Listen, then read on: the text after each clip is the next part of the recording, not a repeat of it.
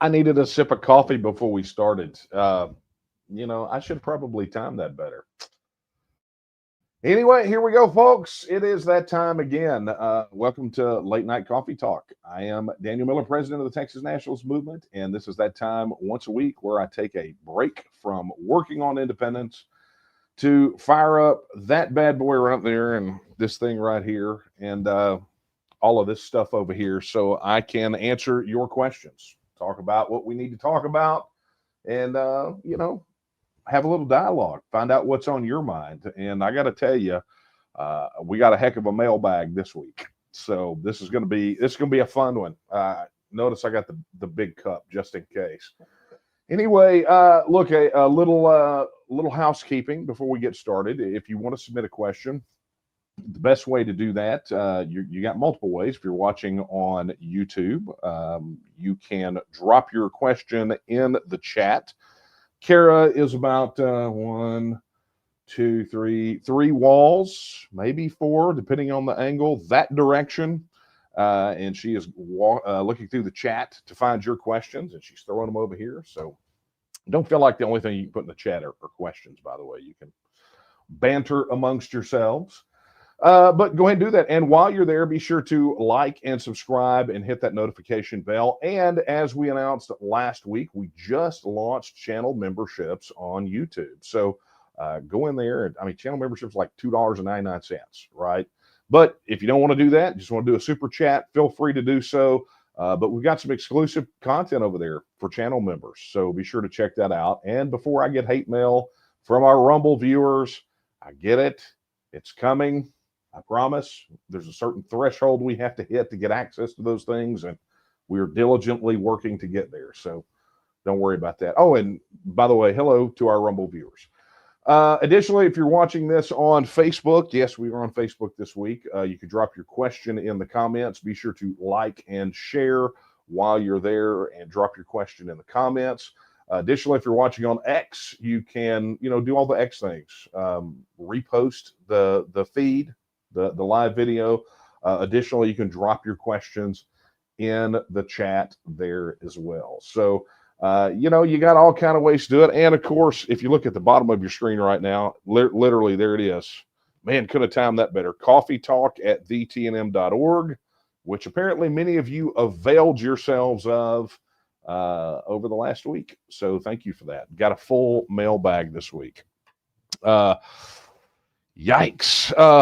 When I say the mailbag is full, folks, I am not joking in the least. There is a lot going on here. And so I think the only way to do this is just to tackle it, right? I've got a lot that I could be talking about, but that's just, I'll save it for later. Okay. So let's tuck in, see what we got. Okay. Yeah, buddy. You guys, you did such a great job. All right, here we go. Zach says, how would an independent Texas manage to arm itself given that Washington will almost certainly attempt to squeeze an independent Texas using various means, such as an arms embargo? It's great question, Zach, and I really do appreciate you asking it. This is one of the things that, we talk about a lot. There's always this I guess this idea, perhaps misconception, that the federal government is going to be able to retaliate in some meaningful way that will not hurt them as well, right? And I think we've got multiple articles about this on the TNM news site, but it really is sort of this idea that people have that, okay, Texas votes to leave, and we go through this negotiation process, because that is part of the process. It's one of the stages. We'll go through this negotiation process, and at the end of it, the feds try to really squeeze us, economically, because that's essentially what you're talking about. You're talking about a trade embargo, where we can't purchase things from other places. The upside is we got plenty of companies here that manufacture. The United States may want to try to do it, but there's always this reciprocal effect, right? You're watching it happen with Trump and the tariffs right now. You had countries around the world squeezing the U.S. with trade barriers for decades. And what Trump essentially did was implement reciprocal tariffs on, so I guess, and I don't know what the formulas are. I'm sure it differed per country.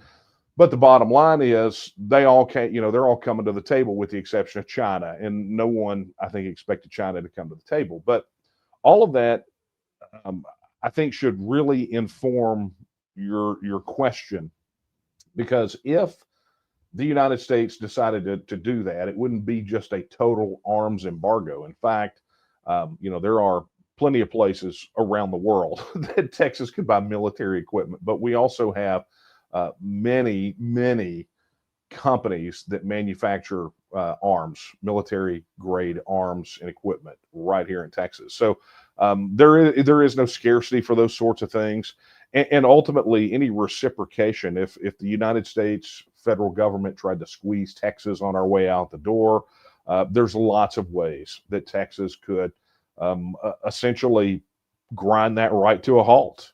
If we want to talk about energy, we could clamp down on that. I mean, all of these refineries that are here, let's see what happens. Let's see how much support the federal government gets for squeezing Texas when you've got people in the northern states that freeze next winter because they can't afford heating oil. And I'm not saying that because I'm trying to be mean here. I'm just saying that ultimately Texas has cards to play as well, and probably more so than the federal system does. So anyway, thank you for that question. Okay, let's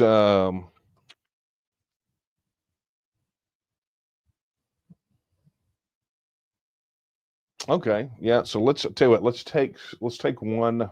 I'll tell you what, let's take a couple of more from email, and then I'll get to your chat ones. There are some coming in via chat, so make sure you get them in. Okay, that was from Zach. Let's get up here. Okay, this is from Don. Oh, a personal question. I love this one. Don, he asks, I'd like to know if you still vote in national elections or if you've completely divorced yourself from any input to so-called Fed representation. Well, I don't call them national elections because the United States is not a nation. The federal government is not a national government. It is a federal government. And look, this has been asked of me before. And a lot of times I have a tendency just to say, look, not my circus, not my monkeys, right? I typically don't tell how I vote. I don't, unless I publicly endorse a candidate. I will tell you, I vote for Texas First pledge signers if they're on my ballot. But, I've also been pretty straight about this as well. I haven't voted for a federal race, and this is just me personally. I haven't voted for a federal office race really since the late 1990s. I mean, I crossed the line in the sand in 1996. My brain completely separated from Washington D.C. And you have to understand that is for me. That is not guidance for anyone else, because there are people out there who say, why would you deny yourself a say in federal elections? Well, for me, it really is it's kind of a personal thing. It's a matter of conscience, and I think it deals with for me, it's how I look at the federal system. I find that the federal system is broken, and I refuse to give it legitimacy. And so when you talk about national elections, to me, I'm thinking of things from governor on down the ballot, right? Those are national elections because Texas is my nation. So, for me, and this is going to get a little philosophical, and maybe some of you, this will resonate with some of you, but when you become a Texas nationalist, everyone talks about we want Texas to be separate from the federal system, but I will tell you that the first separation that happens is right here, right? It's right here, and that leads to a separation up here, and then everything else sort of spills from that. Your actions, your decisions, the choices that you make, you begin to look at the world in a very different way. Good example. I used to have a radio show, a weekly radio show that I did on broadcast radio called The Texas Perspective. And what the attempt there was to look at current events, issues of the day from a Texas nationalist perspective. If I'm looking at Texas as a nation, how should I view the events of the day? And it was interesting because I could always tell those people that had already successfully separated from the federal system in their spirit and in their mind, by how angry people got over some of the hot takes over issues of the day.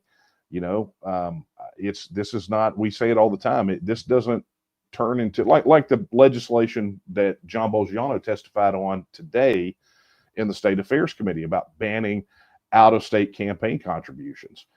There are people that will look at that as a left issue or a right issue or a Democrat issue or a Republican issue, but it's a Texas issue, and it keeps outsiders from influencing our political system. So that being said, I do not vote for federal races. I do not and have not since August 24th, 1996. Now, that's not saying that you should or you shouldn't, or that you should, look at what I do.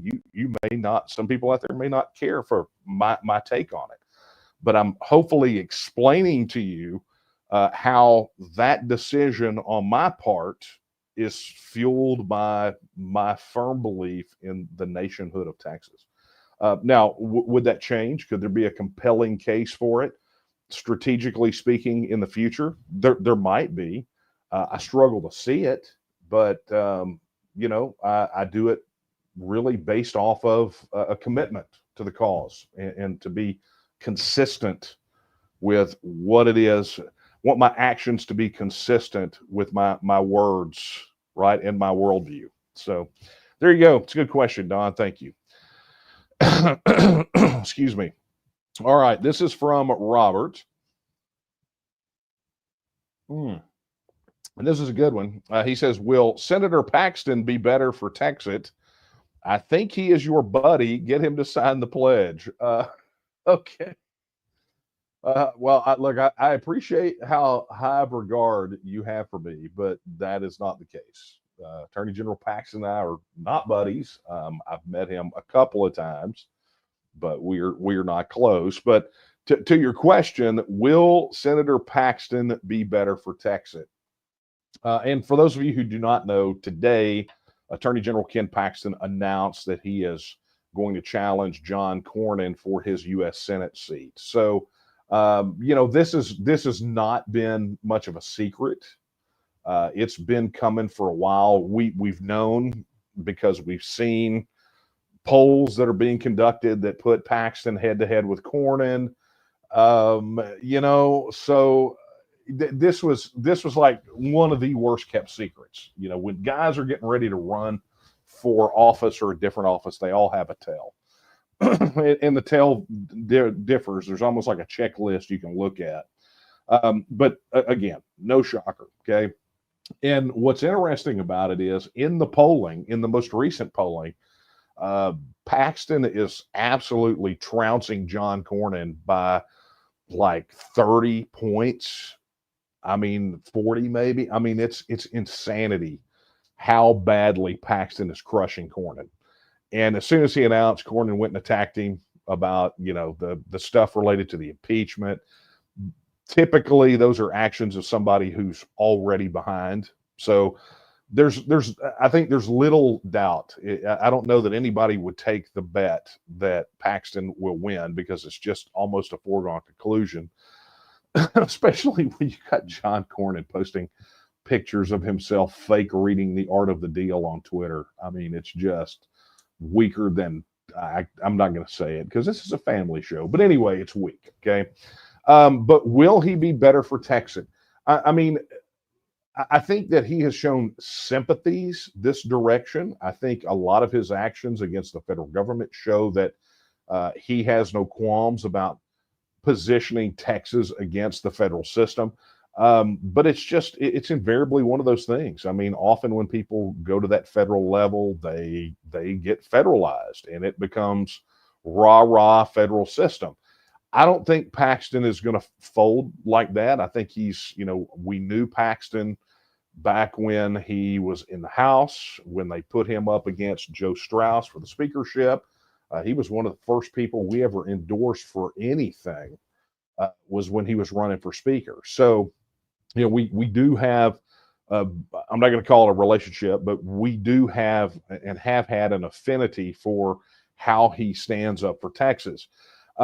But as a senator, I mean, it will be really nice to have another, at least Texas-leaning senator. We know that Ted Cruz, to a certain extent, based off the comments, we've got a video on our YouTube channel, if you want to go take a look at it, of Ted Cruz's comments on the Texas issue.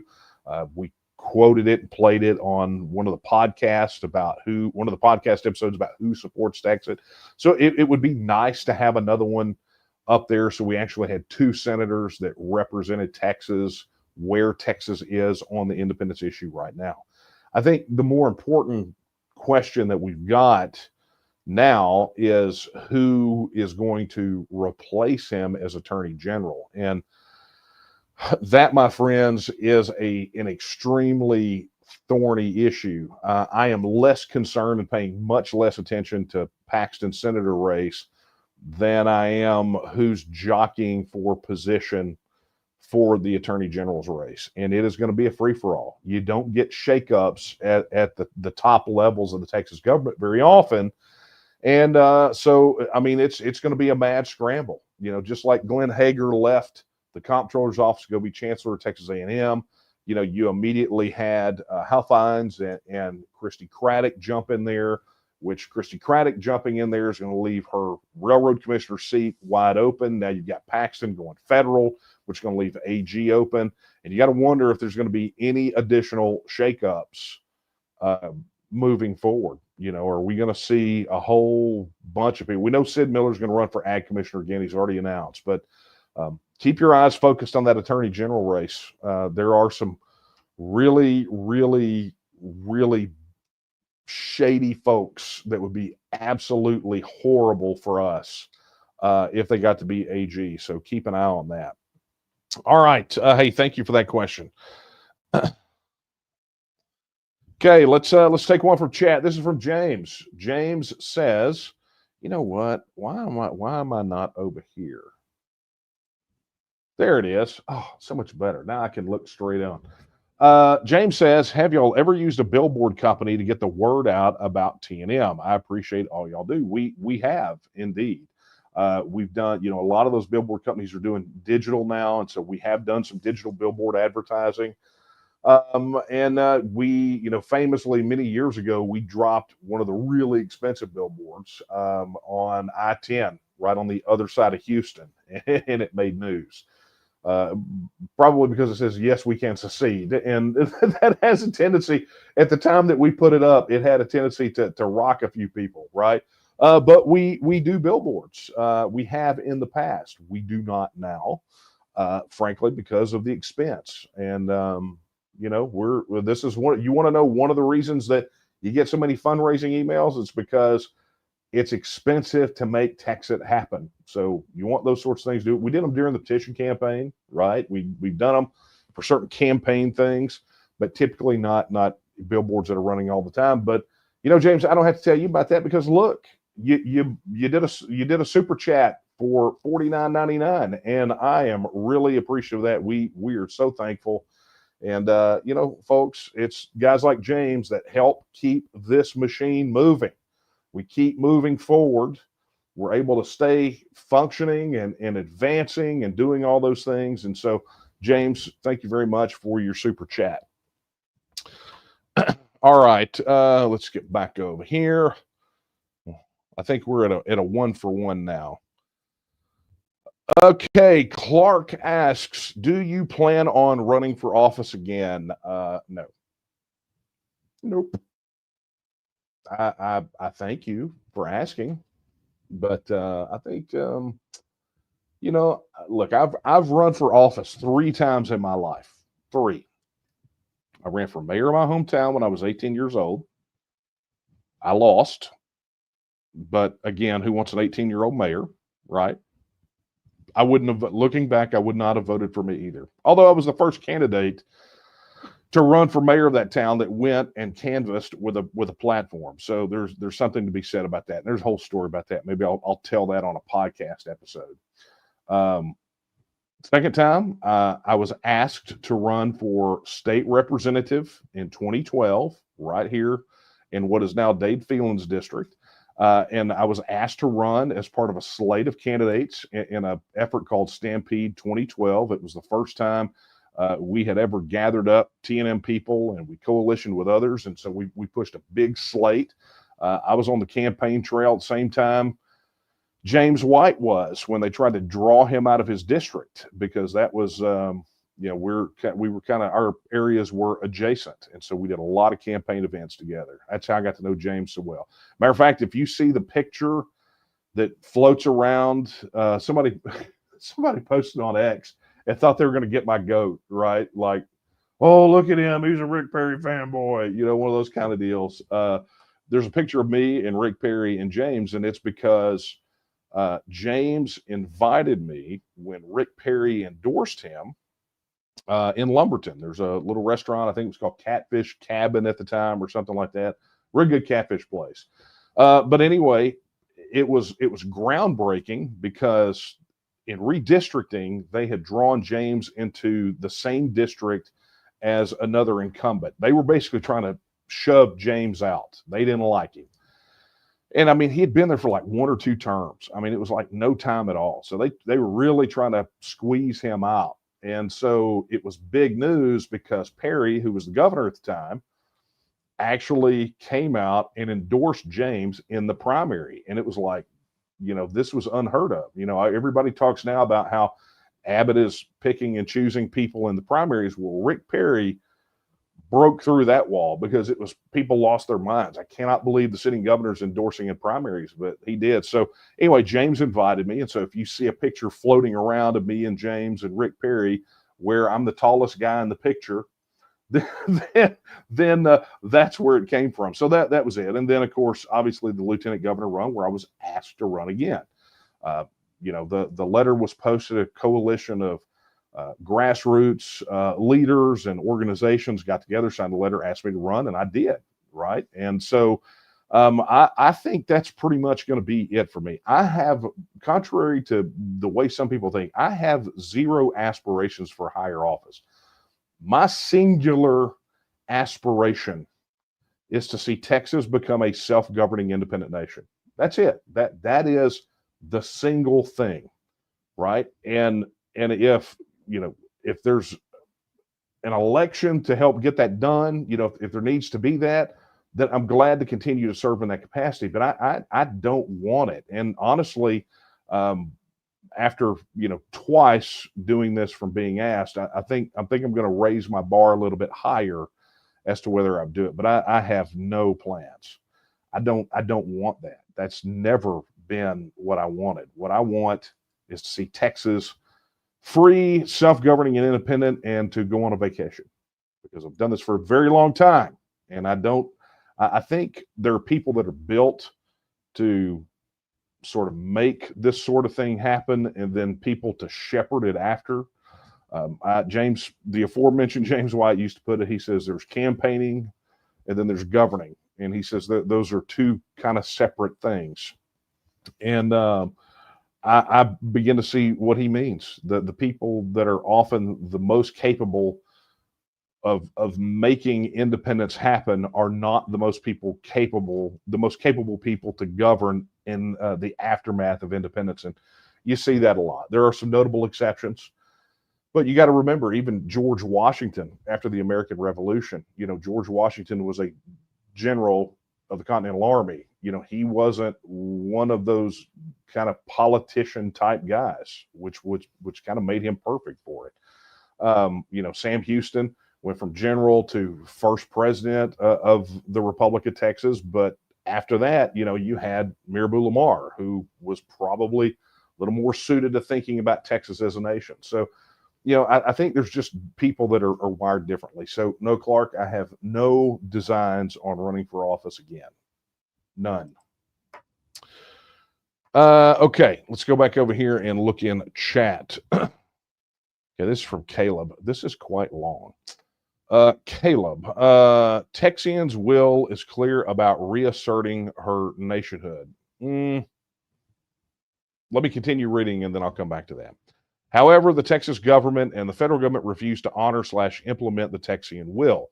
If the governments refuse to recognize the Texian will, what steps would you suggest taking to enforce the Texian will? A convention of counties.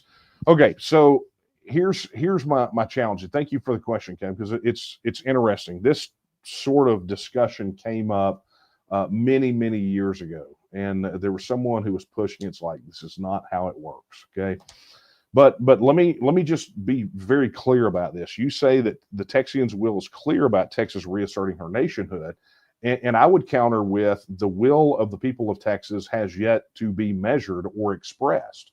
Right? That's ultimately what the referendum is for that very purpose, to allow the people of Texas to express their political will.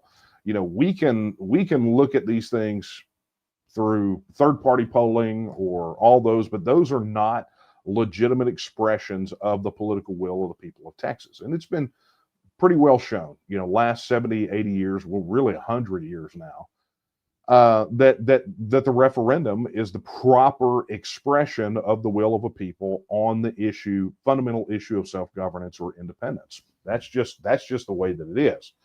And so getting the referendum is there. Now, I think what you're talking about is sort of a frustration at not being able, of the people of Texas not being able to do this in an organized way. And I share that frustration with you. You know, I have believed for a very long time that we need this referendum, and we need to have it to really set the path forward. That being said, you have to also remember that the referendum is only one part of the process, and it's pretty fluid where it can go in the process. The later it goes in the process, the less crap you have to do to finish out and secure your independence, right? The earlier it goes in the process, the more you have to do. And so it really just depends on where you want to shift the work. The work always has to happen. It's just, do you want to put it on the front end or the back end? Okay. But I digress. I've talked about that on previous coffee talks. It's available in the Texas Blueprint, which if you're a member of the Texas Nationalist movement, you can find it on TNM Social in the Academy. Or if you are a YouTube channel member, right, you'll see the join button there. It's available. Like, I think all 4 or 5 parts are available there, so you can go through and watch that, and it explains it in more of the process. But to your point, to the last point, a convention of the counties. The fundamental problem with this, and this is the same argument that I had to use before when this came up, is that you have to understand what counties really are, right? And counties in Texas, by definition, are administrative subdivisions of the state. Okay, so you have the state of Texas as a political entity, and then pieces of that are the county. Now, there are folks out there who believe that the counties created the state, and that's not the case. You're trying to implement what is real about the federal model to what Texas is, and that's just not the case. The counties are created by the state, here in Texas. This is not merry old England, okay? The counties were created by the state as administrative subdivisions of the state. So it's basically pieces so that the state can administer business at a local level and in discrete geographical, chunks, I guess you could call it. So that being said, a convention of the states that would convene to address this issue and purport to represent the will of the people of Texas would ultimately be operating in an extra legal manner.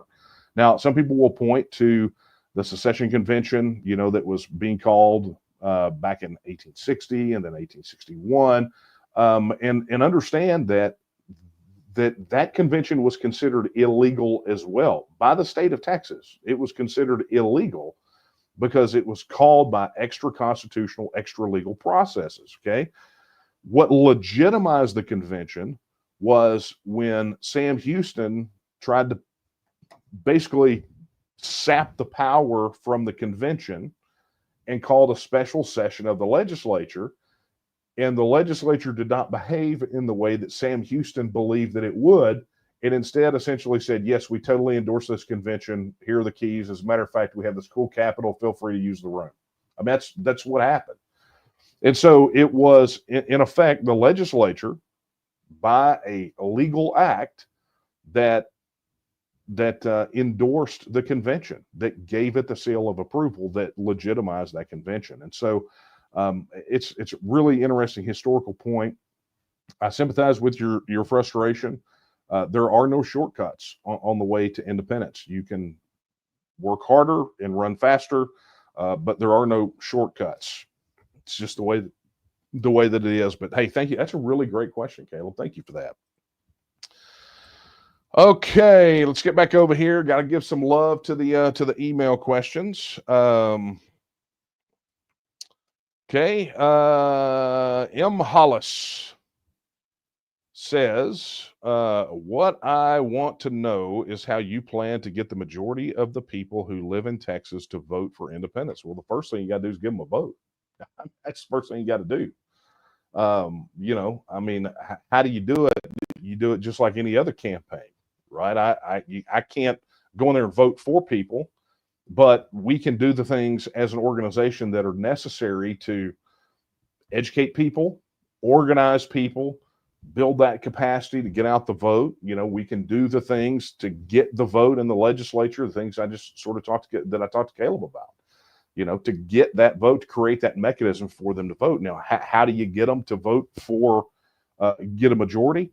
I think polling is pretty clear. We're over a majority now. So you don't have to do much other than counter the opposition narrative and make sure your people get to the polls and don't get complacent. But obviously the first step in that is making sure that we can get a referendum on independence. And we do that by having representatives in the Texas legislature that will pass the Texas Independence Referendum Act. And we have leadership that won't block it.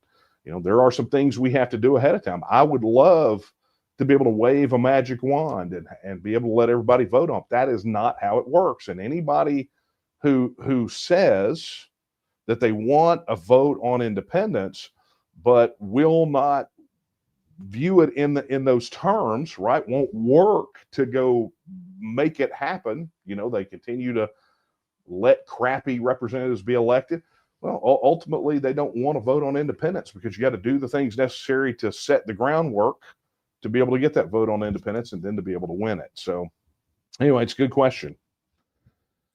Okay, Russell. Oh, hey, Russell. Good to see you, buddy. Hopefully we can get down there to that that group down there, that club, that organization. It's been a while since we've been down there to speak. Russell says, does the TNM have a position on the digital dollar? Let's see here. Oh, yeah. So I received the following comments today in a political email: the federal digital dollar, known as central bank digital currency, on and on. Yes, we totally have a position on central bank digital currency. It is absolutely anathema to the economic and political and cultural independence of Texas. Primarily the economic, but a central bank digital currency is absolutely a nightmare.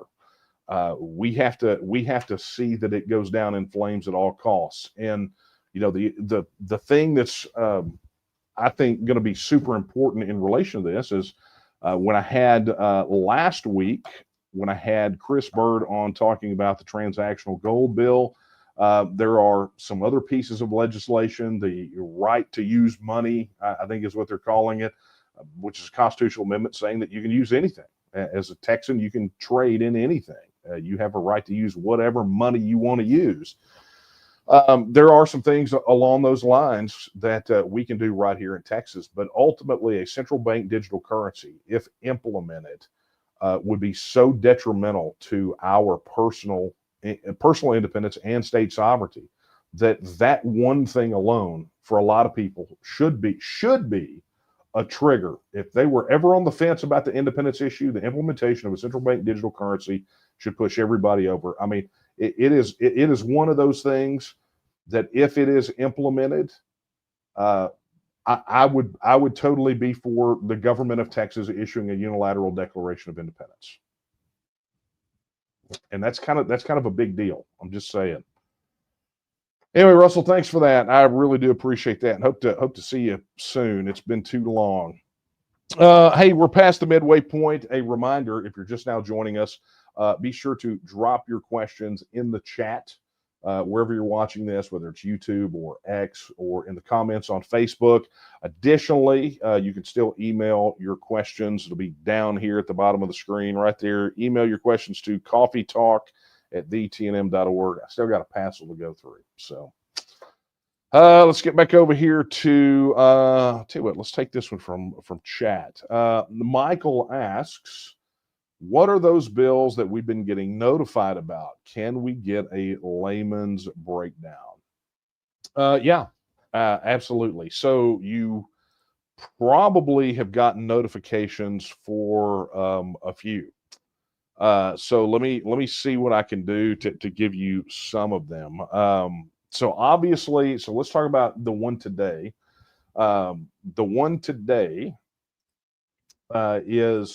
was the outside money ban. Sorry, it's been a bit of a day. Okay. But essentially what it was a hearing in the State Affairs Committee on House Bill 3592. I mentioned that John Bolgiano was there testifying. And many of you, I believe, probably submitted electronic testimony. If you didn't when you get those alerts, you got to do it, right? But House Bill 3592 essentially puts into law one of the TNM's legislative priorities that has been a legislative priority for about, well, at least 10 years, okay? At least 10 years. It has been, I mean, it's been on the radar. And what we've asked for is a complete ban on out-of-state campaign finance, okay?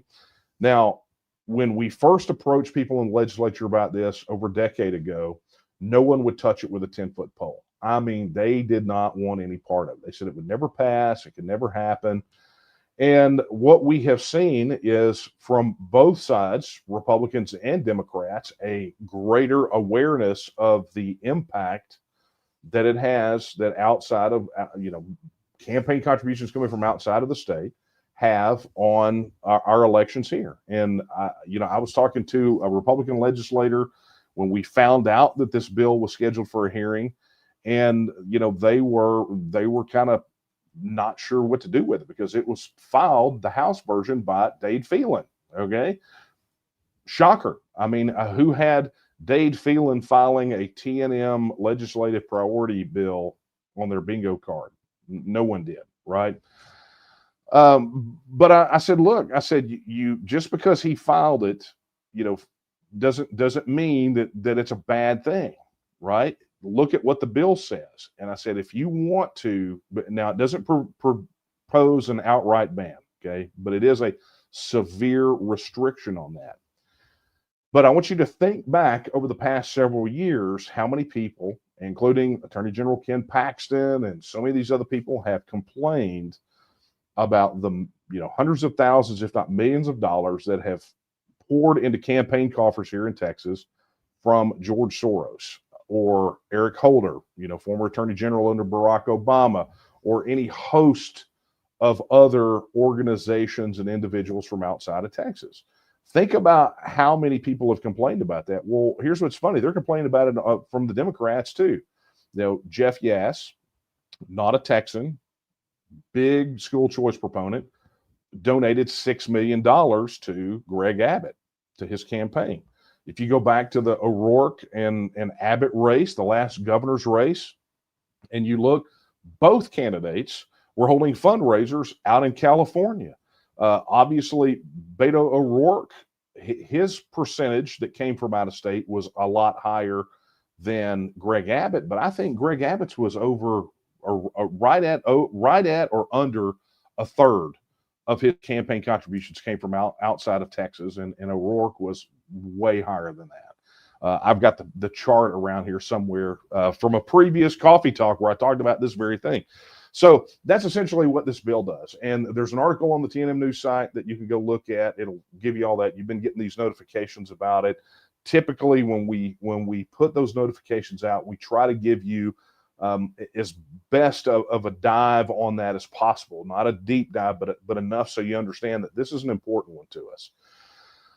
Additionally, there was the bill that was filed by Andy Hopper, State Representative Andy Hopper, it took pieces and parts from the Texas Independence Referendum Act and really created what was a financial risk management committee that would study and make the plans for any kind of economic or political catastrophes. Now, I'm not going to go through the whole list, but a key component of that bill was to, number one, offer transparency on the numbers of how upside down our relationship with the federal government is, but also to engage in contingency planning. If Texas had to assume the functions that are, done by the federal government right now, what would we have to do? Well, the interesting thing about that is that piece of legislation fits in that part of the Texit program where we have to, so when I said earlier, when I was answering the question, talking about the referendum and how early or late it is in the process, normally, kind of on a normal timeline, you would see this sort of thing perhaps done right after the referendum or right before the referendum. And the way the TRA is written, it comes as part of the bill after the referendum. But essentially, you've got Hopper taking it and kind of sticking it right now, which I think is perfectly fine. So, I mean, it's really a big deal. Obviously, I mentioned the transactional gold bill. That's important. We've sent notifications out about that. I would encourage you to go watch the podcast from last week where I talked to Chris Bird about that. So, that's coverage of a lot of the ones that we've been talking about, right? And so there's an article on the TNM News site where we go through all those different bills that are important to us, that are important to the TNM and our mission, and give you little bullet points on each one. So be sure to check that out. Additionally, I would encourage each and every one of you, let me throw this up on the screen. I was not prepared for this, but I will now get prepared.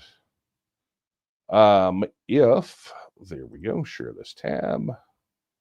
Boom. If you go to campaigns if you go to campaigns.tnm.me, one of the things you will see there is sign up to be a legislative activist with the TNM. I would encourage all of you to go over there and join the campaign. I mean, you've got 53 days left in the session, and we need all hands on deck. So be sure you head over there and get signed up for this campaign.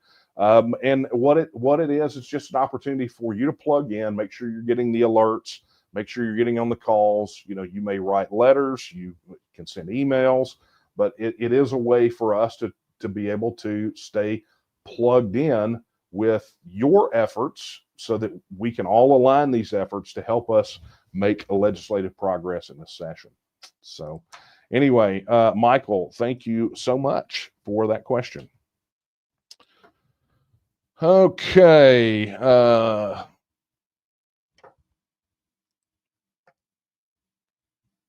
Okay, speaking of, let me get to John Bolgiano's email. Now, there is a question in here, but I'm going to read this entire thing because I want you guys to hear it. I mentioned, I think 2 or 3 times on here that John Bolgiano, who is one of our legislative volunteers, was down at the Capitol today testifying on this particular out-of-state campaign contribution ban. He was there for the transactional gold bill, the Texas Sovereignty Act. He was there and he was testifying. And so I'm going to tell you, you need to listen to what John says. And I wish I could throw this on the screen, but I don't have a way to do that. So you're just going to have to bear with me reading it and you're just going to have to imagine John's voice. Okay. But this is what he says. He says, while I understand and fully agree with the strategy of not pushing for filing of the Texas Independence Referendum Act bill this session, will we have the necessary muscle in the Texas legislature to at least get a hearing on the bill when it is filed in a future session? I ask this because despite multiple independence-oriented bills being filed and getting hearings this session, despite multiple TNM news articles providing excellent talking points on the bills, and the availability of a convenient online form to make a supportive comment for House bills for those unable to get to Austin, a perusal of the witness list and the published online comments seem to be sadly lacking many names I can easily associate with the TNM. The 89th session of the Texas legislature may have the appearance at times of a clown car driving through a kabuki theater performance, but these are still real bills which may become real laws with a real effect on life and liberty of real Texans. Although our dream bill isn't on the line this session could serve as a practice field for TNM activists for when the real kickoff happens. I guess my question is, how do we get them off the bench? Well, that got a lot longer, a lot quicker than I intended. If this is too long for late night coffee talk and or you feel the question is one which is better addressed internally rather than on a public stage, that's fine by me. A short aside, Tom Glass and I were the only witnesses testifying today in support of HB 3592, restricting out-of-state campaign contributions for state, district, and local level offices in Texas. I shared with him the, quote, Stockdale paradox, unquote, a belief and behavioral axiom I find more and more helpful as the 89th session drags on. Here's the quote. You must never confuse faith that you will prevail in the end, which you can never afford to lose, with the discipline to confront the most brutal facts of your current reality, whatever they may be. And that's a quote from Vice Admiral James Stockdale, U.S. Navy. So that is signed John Bolgiano. So, my friends, I don't know that question was meant for me. I think it was meant for all of us. I think it was meant for you. I think it was meant for the people that will be watching this on the playback. I think it's meant for the people who never come to this one of these live Q&As and maybe peruse the website. So, John and all, I'm going to tell you what I'm going to do. I'm going to post that. I'm going to post that on the news site. I'm going to post it on TNM Social. I'm going to post links to it everywhere that I can. We're going to get it posted because I think your question is a legitimate one, John.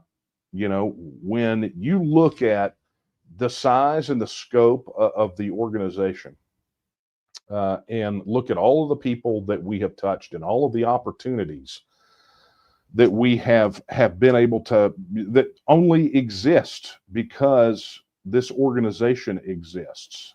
Let me just tell you, there would be no organized effort for Texas independence, not one even remotely as successful.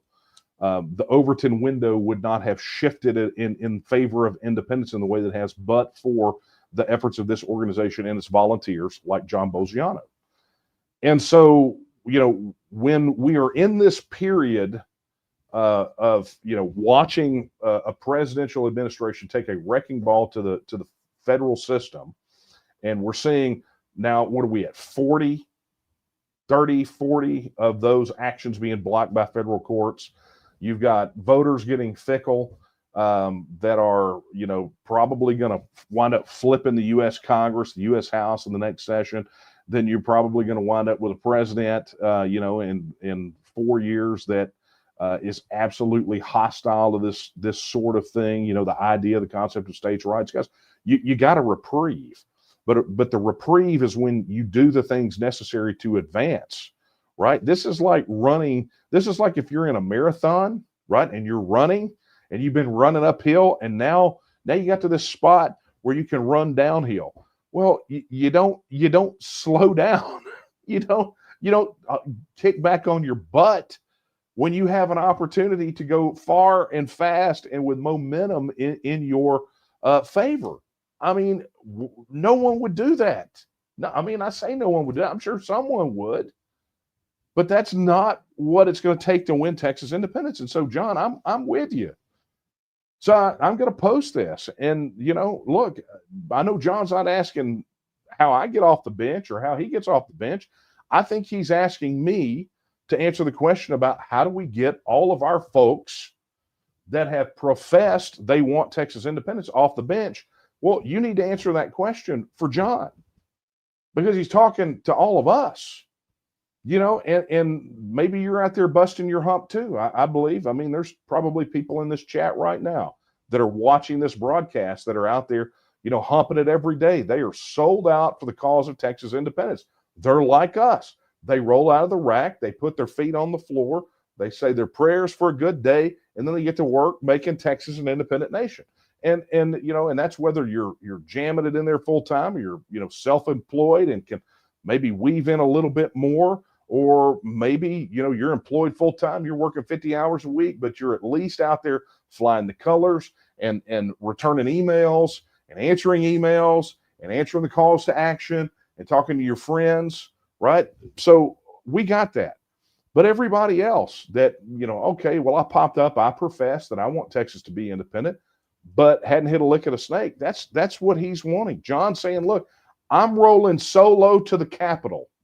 Why do I not have an army of 100 Texas nationalists behind me ready to blow this thing up on perhaps one of the most important bills for that could change the face of Texas politics? I mean, yeah, it's not an outright ban, but you know what it is? It's something that we have asked for. Do you know how important this bill is? Let me just break it down to you. I know what's going to happen now. This is going to get clipped. And probably Chris Turner on State Affairs is going to have an absolute meltdown and want to play it during a committee hearing, but I'm just going to do it anyway. Do you realize how important this piece of legislation is for a future Texas referendum? I look at this as important as the election integrity bills that everybody said, hey, we got to get this election integrity thing sewn up before we do the referendum because nobody wants to trust it. Well, let me tell you something. This one has been on the list for a very long time for a very good reason. And that is when Texas goes on the ballot, every slack-jawed, neo-Marxist, commie, billionaire backer is going to pour billions of dollars into Texas to convince your fellow Texans that Texas means that grandma is going to die in a ditch, that Texas is going to be the end of civilization as we know it. And how do we know that? We know that because we've seen it happen in other places, right? We have seen this money issue pour in. I mean, look at the school voucher, the school choice thing. How much money has poured in from outside? Think about all these DA races that Soros poured money into, so that now you've got these progressives that want to give people 30 opportunities on bail while they go out and murder grandma instead, right? I mean, this is the kind of thing that we're talking about. They will pour billions of dollars from outside of Texas. Well, guess what? This piece of legislation at least prevents them to a large degree from doing that. The caps are significant on what they're able to do and spend. It helps level the playing field so that Texans are the primary ones getting their voices heard on the Texas issue. This, I repeat, this piece of legislation is as critical to the Texas referendum as any election integrity bill we have seen. And I'm not saying this is an election integrity bill. People are going to look at it as a campaign finance issue. I remember when we were shopping this around, sitting in Jonathan Steckland's office when he was a state rep, and he's going, I would never support this because I don't believe there should be any limits on campaign finance. I said, but that's the problem that you're looking at. You're looking at this as a campaign finance issue. This is a state sovereignty issue. People that don't vote in Texas, that have absolutely no say, should have no say in how we are governed, shouldn't be able to pump billions of dollars into campaign coffers, because we know when it comes to campaigns that money is king. Just had a question tonight. Are you up on billboards? Well, no, because it sucks having to raise money. And it's hard for us to raise money when we can't communicate. But that's a throwback to the last coffee talk, right? It's very difficult when we can't raise money. But let me tell you something. Imagine if we go into this and we're still having the same problems, kind of like John talked about a second ago, about how do we get people off the fence to donate $2 or $5 or show up at the Capitol or do these things. Imagine we get the Texit referendum, and from El Paso to Orange and Dalhart to Brownsville, billionaires have blanketed Texas with anti-Texit billboards. And they're up on TV so that every commercial break, you've got 3 ads against Texas becoming an independent nation. And every time you turn on the radio, you've got 4 commercials in between, your top 40 country songs or whatever that are against it. That's the kind of thing that could very well happen. And very well. So, the least we can do is level the playing field. The least we can do is make this a fight of Texans inside of Texans over an issue of fundamental governance, and at least try to keep these people out of it as much as we possibly can. It's a critical thing. It's critical. So when we put out these things, I understand John's frustration. He rolled in there. He rolled solo. Hey, it's me. I'm John Bolgiano. I believe in this. And I believe, and he's, I saw the testimony. He's wearing his T&M pin. He's like, look, I'm John Bolgiano. I'm testifying on behalf of myself. I mean, it was a beautiful thing to watch. But it was also, I can understand his frustration. So, guys, this is what it boils down to. Are we in? Because a lot of us over here are still working, right? I think John's question is best put to everybody else out there. So, John, I'm going to post it. I'm posting it on the news site. It will go out via email because I think it's vitally important everybody reads it. Anyway, thank you for that. Okay. Oof. It's a lot in the mailbag. Bob says, as a longtime member, number 258, that is a longtime member, and Texas native, I'm concerned about the following. With Obama and Biden's obvious movements to socialism, an emphasis to Texas message generated much interest. Now with Trump and his unwinding EOs, there's clearly a new hope for our nation. How can we best address and emphasize that this may only be temporary? I believe most Texans support Texit as a last resort, but currently there is so much hope for a national resurgence in common sense and that Texit becomes secondary. Bob, it's interesting you say that. I'm not running into a lot of people where Texit is their plan B, right? And that's anecdotal.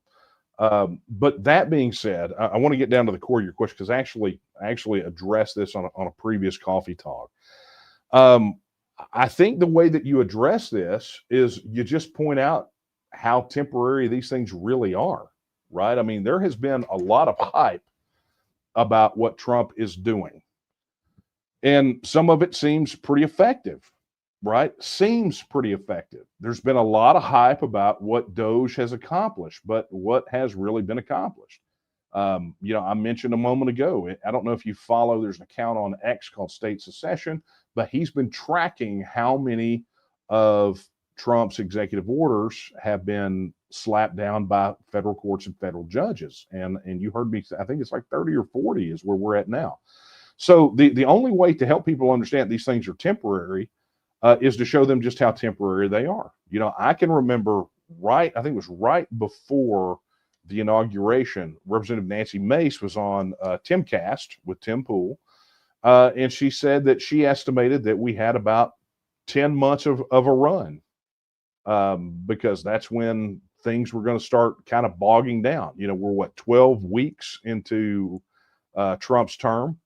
So I can understand some immediate enthusiasm. I mean, look, everyone is enjoying, I say everyone, most people are enjoying watching someone take a wrecking ball to the federal system to just absolutely throw them into chaos because the federal government has stuck it to all of us for so long. So, that people are looking at it going, hey, this is retribution. We're enjoying watching you people suffer We're watching you guys get on TikTok and boohoo and cry because you lost your jobs, but you didn't give a crap when the single Texas mother was having to work 3 jobs to put food on the table, right? They don't care about that crap, right? So that's where people are, and I think as we progress through this, as we get through and folks realize, hey, this is kind of temporary, especially since a lot of these things are being done by executive order and not being backed up by congressional action.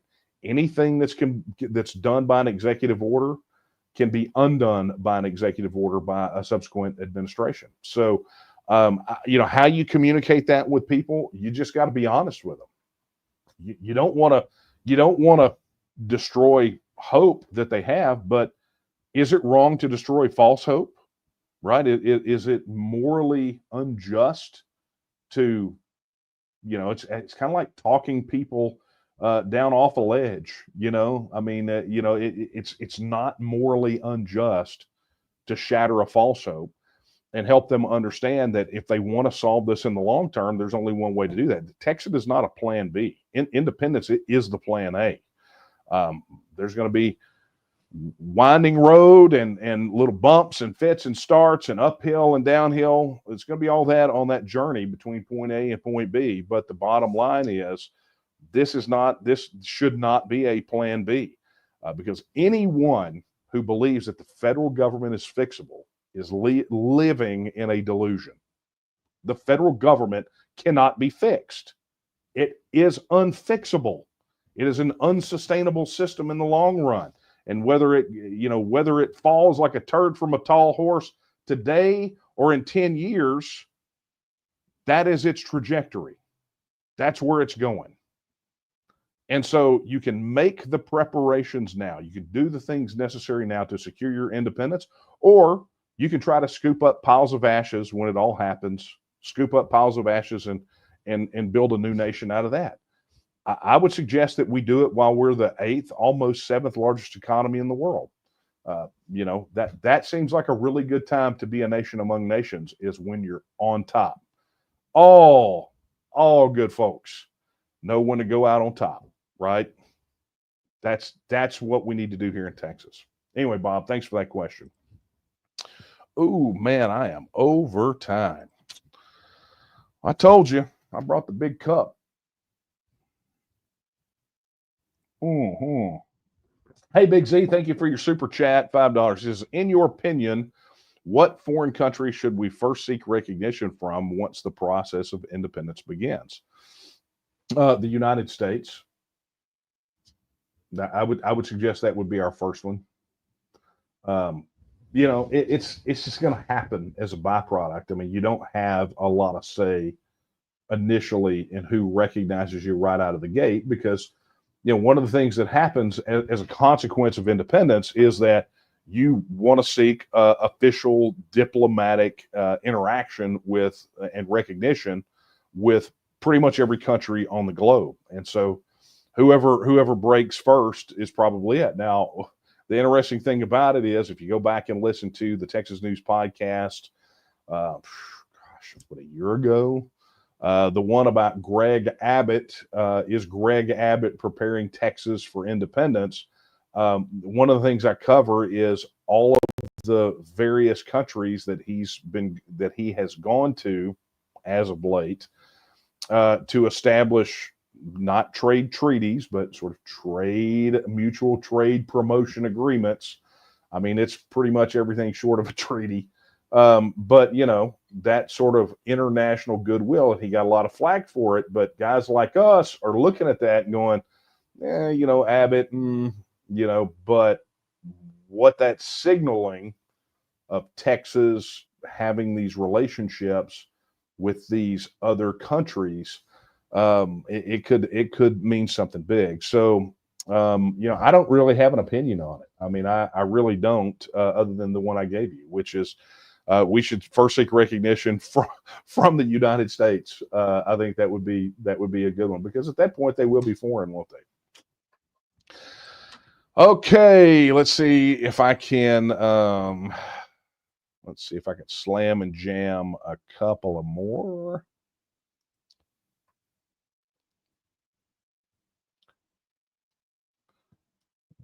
Okay.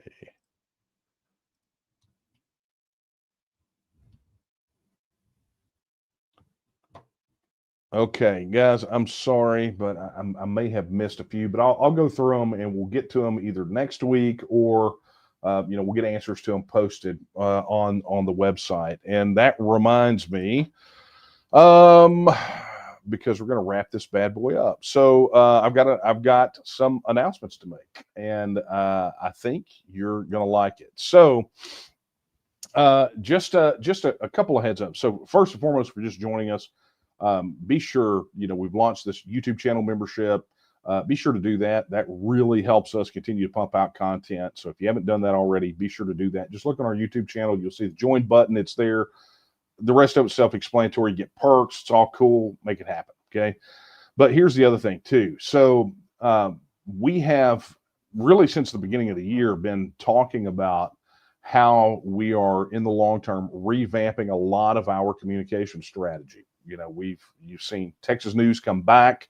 It's been very interview focused. We're back to weekly on Late Night Coffee Talk, and you're going to start seeing some shifts here with the format for Late Night Coffee Talk. But that it's not just here for our video content.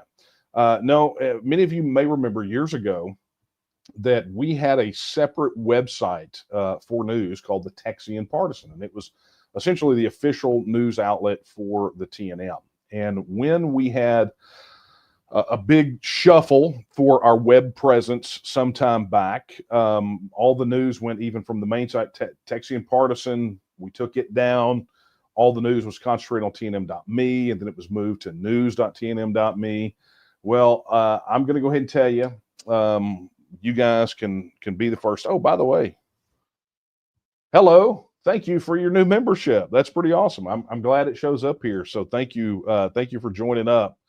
I'm not saying that out loud, but appreciate your membership, sir. Anyway, so we are sliding into that final retool of a lot of our comms. We've got a lot of new content coming for you guys. But look, I'm gonna rip the Band-Aid off. Expect to see this next week. Oh, look, it's the Texian Partisan. Guys, it's back. It will be there at its same old location at the TexianPartisan.com. It is, again, going to be the official news site of the TNM. All TNM news will be posted there. It's basically everything that we've wanted. All of your content that you're seeing on TNM News right now will be on the Texian Partisan. It's going to be pretty awesome, and I hope you guys really, really appreciate the work that is going into that bad boy, because it's going to be the home of all the news. It's going to allow us to cover a lot more. Obviously, TNM News will be there. We'll be posting news about the organization, and all news will be from a Texas Nationalist perspective, but it will give us the opportunity to cover some topics that are not specifically related to Texit, but do have a definite impact on our political, cultural, and economic independence. So very much looking forward to the return of the Texian Partisan. I thought I would share that with you guys. Additionally, a programming note.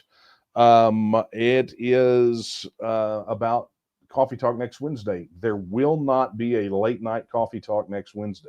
So don't be looking for me on Wednesday. It won't be here. You will not get an email about it.